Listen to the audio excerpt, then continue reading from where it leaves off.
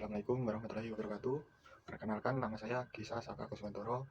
Nomor induk mahasiswa saya 230931605826. Saya dari Prodi Teknologi Rekayasa Otomotif Opering A.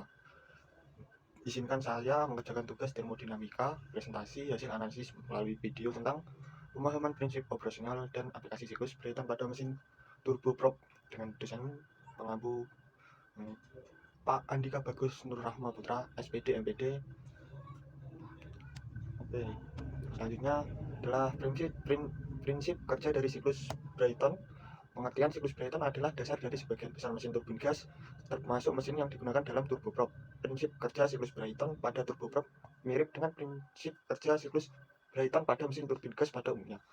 Namun, dengan penambahan propeller untuk menghasilkan dorongan tambahan, berikut adalah prinsip kerja siklus Brayton pada turboprop secara mendetail. Nah, nomor satu, yang pertama adalah penarikan udara. Proses dimulai dengan penarikan udara dari lingkungan sekitar pesawat melalui intake atau ambilan udara di bagian depan mesin. Udara ini kemudian dikompresi untuk meningkatkan tekanan sebelum memasuki ruang bakar. Untuk selanjutnya, kompresi. Udara yang masuk dari intake melewati kompresor, sebuah serangkaian bilah yang diputar oleh poros mesin. Kompresor bertanggung jawab untuk meningkatkan tekanan dan temperatur udara. Proses kompresi ini meningkatkan energi udara. Yang ketiga ada injeksi bahan bakar dan pembakaran. Udara yang telah terkompresi diinjeksikan dengan bahan bakar atau biasanya minyak aftur atau bahan bakar jet lainnya di dalam ruang bakar. Di dalam ruang bakar, bahan bakar tersebut dibakar oleh nyala api dari busi pemanas atau penyala yang ada dalam mesin. Proses pembakaran ini menyebabkan gas panas yang bertekanan tinggi. Yang keempat, ada perluasan gas dan pemutar. Gas panas yang dihasilkan oleh pembakaran melewati turbin terhubung dengan kompresor melalui poros yang sama. Ketika gas panas melewati turbin, energinya digunakan untuk memutar turbin, yang kemudian menggerakkan kompresor. Selain itu, dalam turboprop, poros turbin juga terhubung ke gearbox yang menggerakkan propeller. Yang kelima ada penggerak propeller. Poros turbin dihubungkan ke gearbox yang mengubah gerakan rotasi tinggi dari turbin menjadi gerakan rotasi yang lebih lambat namun lebih bertenaga yang diperlukan untuk menggerakkan propeller. Propeller pada turboprop terdiri dari baling-baling atau bilah propeller yang dipasang di sekitar hub. Gerakan putar dari gearbox diubah menjadi gerakan maju oleh propeller ini. Yang selanjutnya ada pengeluaran gas. Setelah gas melewati turbin, sebagian besar energinya telah digunakan untuk memutar turbin dan propeller. Gas yang tersisa kemudian dikeluarkan melalui nozzle di bagian belakang mesin, menciptakan dorongan tambahan sesuai dengan prinsip aksi dan reaksi Newton. Yang selanjutnya, pengontrolan mesin. Mesin turboprop dikontrol oleh unit pengontrol mesin atau ECO Engine Control Unit yang mengatur parameter seperti jumlah bahan bakar yang disemprotkan ke dalam ruang bakar, sudut bilah propeller, dan sebagainya. Hal ini dilakukan untuk menjaga kinerja mesin dalam berbagai kondisi penerbangan dan mematikan efisiensi yang optimal.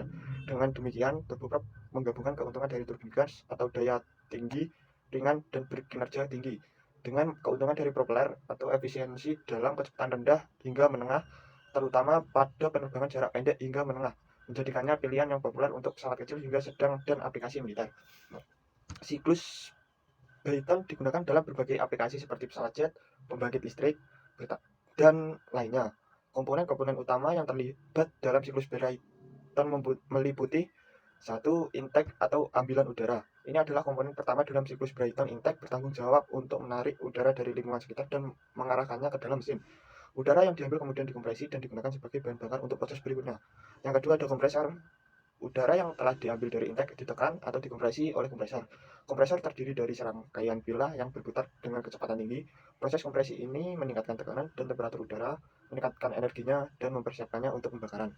Yang ketiga ada ruang bakar. Udara yang telah terkompresi diinjeksikan dengan bahan bakar di dalam ruang bakar. Di ruang bakar, bahan bakar tersebut dibakar oleh nyala api dari busi pemanas atau penyala. Proses pembakaran ini menghasilkan gas panas bertekanan tinggi. Yang keempat ada turbin. Gas panas yang dihasilkan oleh pembakaran melewati turbin terhubung dengan kompresor melalui poros yang sama. Ketika gas panas melewati turbin, energinya digunakan untuk memutar turbin. Rotasi turbin menghasilkan daya mekanis yang kemudian digunakan untuk menggerakkan kompresor dan bagian lain dari mesin, seperti propeller pada turboprop atau generator pada turbin gas pembangkit listrik. Yang terakhir ada nozzle. Setelah gas melewati turbin, sebagian besar energinya telah digunakan untuk memutar turbin. Gas yang tersisa kemudian dikeluarkan melalui nozzle di bagian belakang mesin. Nozzle menciptakan dorongan tambahan sesuai dengan prinsip aksi dan reaksi Newton. yang memberikan dorongan untuk mendorong pesawat ke depan pada pesawat jet atau mempercepat aliran gas keluar pada turbin gas pembangkit listrik. Komponen-komponen ini bekerja bersama-sama untuk menciptakan siklus Brayton yang efisien dalam menghasilkan daya dari energi panas yang dihasilkan oleh pembakaran bahan bakar. Meskipun ada variasi dalam aplikasi dan desain, prinsip-prinsip dasar ini tetap sama dalam mesin-mesin yang menggunakan siklus Brayton. Yang selanjutnya ada siklus Brayton pada mesin turboprop diimplementasikan dengan memanfaatkan prinsip dasar siklus tersebut, namun dengan tambahan propeller untuk menghasilkan dorongan tambahan. Berikut adalah deskripsi tentang bagaimana siklus Brayton diimplementasikan pada mesin turboprop. Yang pertama ada penarikan udara atau intake. Proses dimulai dengan penarikan udara dari lingkungan sekitar pesawat melalui intake di bagian depan mesin. Udara yang masuk ini kemudian akan dikompresi pada meningkatkan tekanan sebelum masuk ke dalam ruang bakar. Yang kedua ada kompresi udara yang masuk dari intake melewati kompresor. Sebuah serangkaian bilah yang diputar oleh poros mesin. Kompresor bertanggung jawab untuk meningkatkan tekanan dan temperatur udara. Proses kompresi ini meningkatkan energi udara sebelum memasukkannya ke dalam ruang bakar. Yang ketiga ada injeksi bahan bakar dan pembakaran. Udara yang telah terkompresi diinjeksikan dengan bahan bakar di dalam ruang bakar. Di sini bahan bakar tersebut dibakar oleh nyala api dari busi pemanas atau penyala. Proses pembakaran ini menghasilkan panas bertekanan tinggi. Yang keempat ada perluasan gas dan pemutar atau turbin. Gas panas yang dihasilkan oleh pembakaran melewati turbin terhubung dengan kompresor melalui poros yang sama. Ketika gas panas melewati turbin, energinya digunakan untuk memutar turbin. Selain itu, poros turbin juga terhubung ke gearbox yang menggerakkan propeller. Yang kelima ada penggerak propeller. Poros turbin dihubungkan ke gearbox yang mengubah gerakan rotasi tinggi dari turbin menjadi gerakan rotasi yang lebih lambat namun lebih bertenaga yang diperlukan untuk menggerakkan propeller. Propeller pada turboprop terdiri dari baling-baling atau bilah propeller yang dipasang di sekitar hub. Gerakan putar dari gearbox diubah menjadi gerakan maju oleh propeller ini. Yang keenam ada pengeluaran gas atau nozzle. Setelah gas melewati turbin, bagian besar energinya telah digunakan untuk memutar turbin dan propeller. Gas yang tersisa kemudian dikeluarkan melalui nozzle di bagian belakang mesin, menciptakan dorongan tambahan sesuai dengan prinsip aksi dan reaksi Newton. Dorongan ini membantu mendorong pesawat ke depan. Dengan demikian, mesin turboprop menggunakan siklus Brayton sebagai dasar untuk menghasilkan daya, namun dengan tambahan propeller untuk mengubah energi gas menjadi gerakan maju yang menghasilkan dorongan tambahan. Kombinasi ini membuat mesin turboprop sangat cocok untuk penerbangan jarak pendek hingga menengah, di mana efisiensi pada kecepatan rendah hingga menengah sangat diinginkan.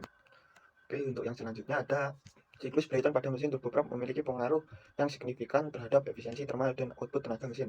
Analisis pengaruhnya secara terperinci. Efisiensi thermal. Pertama ada kompresi. Proses kompresi udara pada awal siklus Brayton membutuhkan energi yang dapat mengurangi efisiensi thermal mesin. Semakin tinggi tekanan kompresi, semakin besar juga kerugian energi yang dihasilkan dalam proses ini. Yang selanjutnya ada pembakaran. Efisiensi pembakaran bahan bakar juga mempengaruhi efisiensi thermal secara keseluruhan. Pembakaran yang tidak sempurna atau tidak efisien dapat mengurangi efisiensi keseluruhan siklus. Yang selanjutnya ada perluasan gas. Efisiensi thermal pada mesin turboprop dipengaruhi oleh seberapa baik energi yang tersimpan dalam gas panas diubah menjadi kerja mekanis.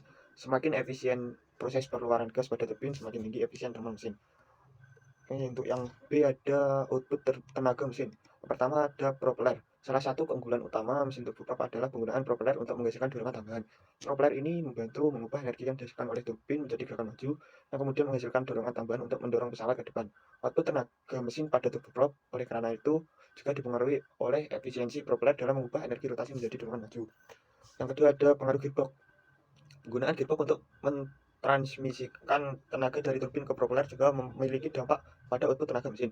Desain gearbox yang efisien akan mengoptimalkan transfer energi dari turbin ke propeller, meningkatkan output tenaga mesin secara keseluruhan. Yang ketiga ada keseimbangan antara tenaga dan dorongan. Pada mesin turboprop terdapat keseimbangan yang perlu dipertimbangkan antara tenaga yang dihasilkan untuk memutar propeller dan tenaga yang dihasilkan untuk menghasilkan dorongan langsung. Keseimbangan ini dapat disesuaikan untuk memaksimalkan efisiensi keseluruhan mesin dalam berbagai kondisi penerbangan.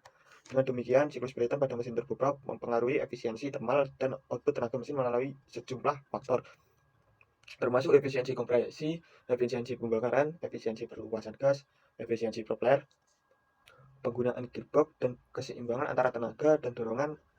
Optimalisasi dari masing-masing faktor ini dapat meningkatkan efisiensi keseluruhan mesin dan kinerjanya dalam berbagai kondisi penerbangan. Yang selanjutnya ada penggunaan konsep siklus Brayton dalam mesin kendaraan, terutama kendaraan berperforma tinggi atau kendaraan khusus dalam memberikan sejumlah keuntungan dan tantangan yang perlu dipertimbangkan. Berikut adalah analisis potensinya. Keuntungan, daya tinggi. Mesin berdasarkan siklus Brayton seperti mesin turboprop atau turbojet biasanya memiliki daya yang tinggi dibandingkan dengan mesin konvensional. Ini sangat sesuai untuk kendaraan berperforma tinggi seperti mobil, balap, jet pribadi atau kendaraan militer. Yang kedua ada rasio daya terhadap berat yang tinggi.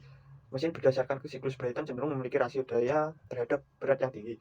Ini berarti mereka dapat membandingkan daya yang besar dengan bobot yang relatif kecil. Yang penting untuk kendaraan berperforma tinggi yang membutuhkan rasio power to weight yang tinggi untuk kinerja maksimal. Keuntungan yang ketiga adalah responsif. Mesin berdasarkan siklus Brayton memiliki waktu respon yang cepat, yang memungkinkan akselerasi yang cepat dan kontrol yang baik. Hal ini membuatnya cocok untuk aplikasi yang membutuhkan respon yang instan, seperti kendaraan balap atau jet tempur. Kemampuan supersonik. Mesin turboprop atau turbojet memiliki potensi yang mencapai kecepatan supersonik, yang dapat menjadi keuntungan besar dalam aplikasi militer atau penerbangan berperforma tinggi. Dan ini adalah untuk tantangan dari siklus Brayton tadi. Tantangan yang pertama, konsumsi bahan bakar yang tinggi. Mesin berbasis siklus Brayton cenderung memiliki konsumsi bahan bakar yang tinggi, terutama pada kecepatan tinggi. Hal ini dapat menjadi tantangan dalam hal efisiensi bahan bakar dan jarak tempuh, terutama dalam kendaraan dengan keterbatasan kapasitas bahan bakar. Yang kedua ada perawatan yang intensif. Mesin berbasis siklus Brayton seringkali memerlukan perawatan yang intensif dan mahal untuk menjaga kinerja dan keandalannya. Hal ini dapat menjadi masalah dalam aplikasi kendaraan yang memerlukan waktu operasional yang tinggi dan ketersediaan yang tinggi. Dan untuk tantangan yang terakhir ada kontrol yang rumit. Mesin berbasis siklus Brayton, terutama turbojet, membutuhkan sistem kontrol yang rumit untuk menjaga kinerja dan keamanan yang optimal. Hal ini memerlukan sumber daya yang signifikan dalam hal pengembangan dan pemeliharaan sistem kontrol yang canggih. Dalam kesimpulan, penggunaan konsep siklus Brayton dalam mesin kendaraan, khususnya kendaraan berperforma tinggi atau kendaraan khusus, memiliki potensi untuk memberikan kinerja yang luar biasa, namun juga memerlukan investasi yang besar dalam hal biaya, perawatan, dan pengembangan teknologi.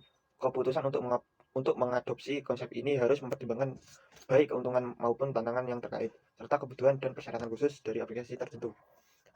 Untuk selanjutnya ada implementasi siklus Brayton dalam berbagai konteks yang dapat memberikan sejumlah tantangan dan keuntungan yang perlu dipertimbangkan dengan cermat. Mari kita bahas keduanya secara lebih mendalam. Untuk yang pertama ini ada tantangan. Efisiensi thermal. Salah satu tantangan utama dalam implementasi siklus Brayton adalah mencapai efisiensi thermal yang tinggi. Ini melibatkan optimisasi kompresor, pembakaran, dan turbin untuk memaksimalkan konversi energi panas menjadi kerja mekanis. Meskipun mesin berbagai siklus Brayton seringkali memiliki efisiensi thermal yang tinggi, mencapai efisiensi yang optimal memerlukan desain dan teknologi yang canggih. Untuk selanjutnya ada emisi. Meskipun mesin berbasis siklus Brayton biasanya memiliki emisi yang lebih rendah daripada mesin pembakaran dalam konvensional, emisi dari proses pembakaran masih menjadi tantangan.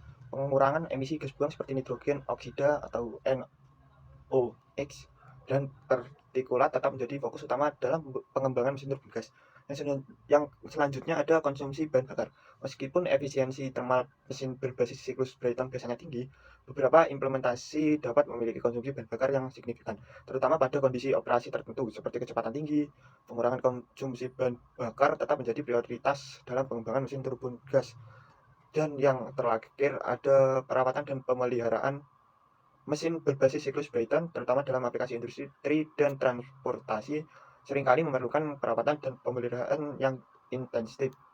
Sistem-sistem kompleks sebagai kompresor turbin dan sistem pembakaran memerlukan pemantauan dan pemeliharaan teratur untuk menjaga kinerja dan keandalan. Dan untuk selanjutnya ada keuntungannya. Yang pertama ada daya tinggi. Salah satu keuntungan utama dari implementasi siklus Brayton adalah daya tinggi yang dapat dihasilkan oleh mesin berbasis siklus ini. Mesin turbin gas seperti turbojet dan turboprop memiliki daya yang tinggi dibandingkan dengan mesin pembakaran dalam konvensional, membuatnya cocok untuk berbagai aplikasi yang membutuhkan daya besar. Yang kedua ada rasio daya terhadap berat yang tinggi. Mesin berbasis siklus Brayton cenderung memiliki rasio daya terhadap berat yang tinggi, yang berarti mereka dapat memberikan daya yang besar dengan bobot yang relatif kecil. Ini sangat penting dalam aplikasi aerospace dan transportasi, di mana bobot adalah faktor yang sangat krisis. Yang ketiga ada responsif. Mesin berbasis siklus Brayton, terutama turbojet, memiliki waktu respon yang cepat, yang memungkinkan akselerasi yang cepat dan kontrol yang baik. Hal ini membuatnya cocok untuk aplikasi yang membutuhkan respon yang instan, seperti pesawat jet tempur atau kendaraan balap. Dan yang terakhir ada kemampuan supersonik.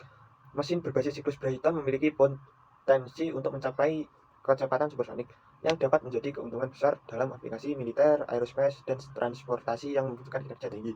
Dalam kesimpulan, implementasi siklus Brayton dapat memberikan sejumlah tantangan teknis dan operasional, namun juga dapat memberikan sejumlah keuntungan yang signifikan dalam hal daya, rasio daya terhadap berat, responsivitas, dan kemampuan supersonik. Penting untuk mempertimbangkan baik tantangan maupun keuntungan ini dalam konteks aplikasi dan kebutuhan spesifik. Sekian presentasi dari saya. Saya mohon maaf bila ada salah kata yang kurang berkenan atau gimana. Assalamualaikum warahmatullahi wabarakatuh.